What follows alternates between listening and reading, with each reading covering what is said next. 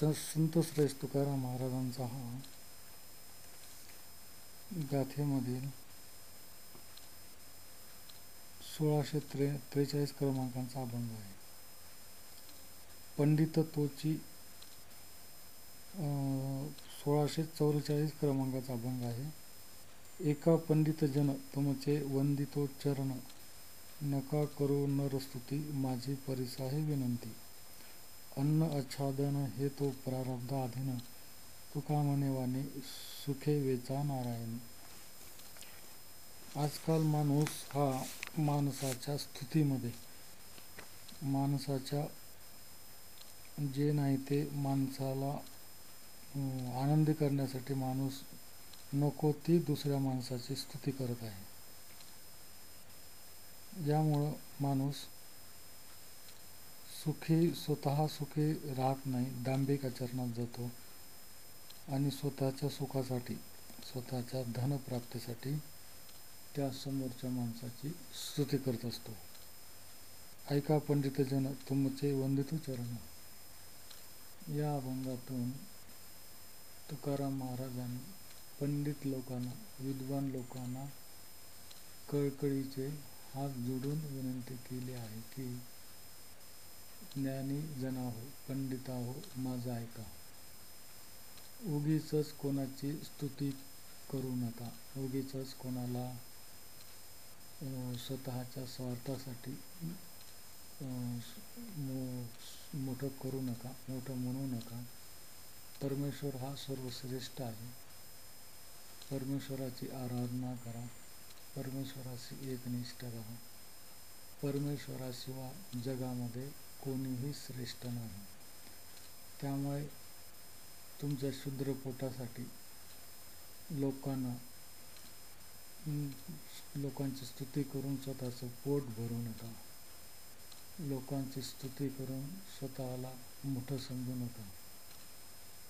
क्षुद्र स्वार्थासाठी या प्रकारे उद्योग सोडून परमेश्वराची एकनिष्ठ राहून, परमेश्वर हा घनस्वरूप आहे, आनंद स्वरूप आहे, त्याची भक्ती करून एकनिष्ठपणे त्यात राहून नामस्मरण करून तुम्हाला जे कार्य दिलेलं आहे त्या कार्यात प्रावीण्य मिळवून ते कार्य निस्वार्थपणे दर्जेदार कसं होईल याकडे तुमचं लक्ष असलं पाहिजे. अन्न आच्छादन हे तो प्रारब्ध अधीन, तुका म्हणे वाणी सुखे वेचा नारायण. अन्न जे आहे, परमेश्वराने प्रत्येकाला अन्न दिलेलं आहे. परमेश्वर प्रत्येकाला सुखी करत आहे. स्वतःच्या अन्न मिळत नाही म्हणून, पोट भरत नाही म्हणून उगीचच कोणाची स्तुती करत फिरू नका. त्या स्तुती करण्यामागे तुमचा क्षुद्र स्वार्थ दडलेला असतो. निरपेक्षपणे, निरपेक्ष भावनेने तुम्हाला दिलेलं कार्य, ते कार्य तुम्ही करत राहा.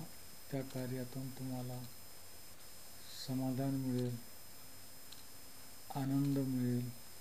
त्या आनंदात शुद्ध स्वरूपाच्या कार्यात मी समावलेला आहे.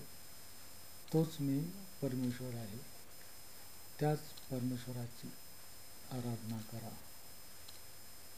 जगामध्ये परमेश्वराव्यतिरिक्त कोणी स्वतःला परमेश्वर समजत असेल तरीही त्याची स्तुती करू नका.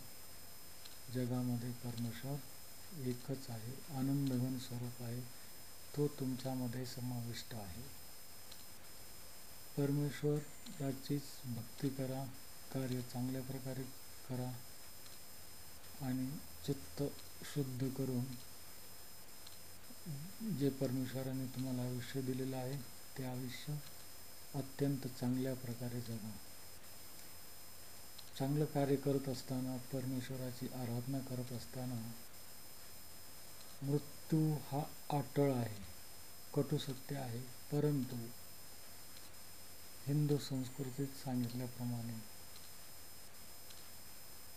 साधनेमध्ये असलेला माणूस जर मृत्यू पावला तर त्याचा पुनर्जन्म, प्रत्येक माणसाचा पुनर्जन्म आहे, परंतु सत आचरण करत असताना, परमेश्वराच्या मार्गावर असताना, आनंद घन स्वरूप परमेश्वर प्राप्त करत असताना माणसाचा मृत्यू झाला तर ते राहिलेलं कार्य, तो सधन अशा की ज्या ठिकाणी तो राहिलेलं कार्य पुरे करू शकेल अशा समाधानी कुटुंबामध्ये तो त्याचा जन्म होतो आणि त्याचं राहिलेलं जे कार्य आहे पूर्वजन्मीचं ते नंतरच्या जन्मामध्ये ते कार्य पूरक होतं. अशी ईश्वर सत्ता आहे, ईश्वर वचन आहे. त्यामुळे तुम्ही घाबरायचं कारण नाही, भ्यायचं कारण नाही आणि चांगल्या मार्गापासून दूर व्हायचं, परावर्तित व्हायचं, त्यापासून विचलित व्हायचं काहीही गरज नाही. जे दिलेलं कार्य आहे ते चांगल्या प्रकारे समाधानाने दर्जेदार करा आणि उगाचच लोकांची स्तुती करत, निंदा करीत फिरू नका. पोटासाठी नाही ते उद्योग करू नका. हा या अभंगाचा मतितार्थ आहे.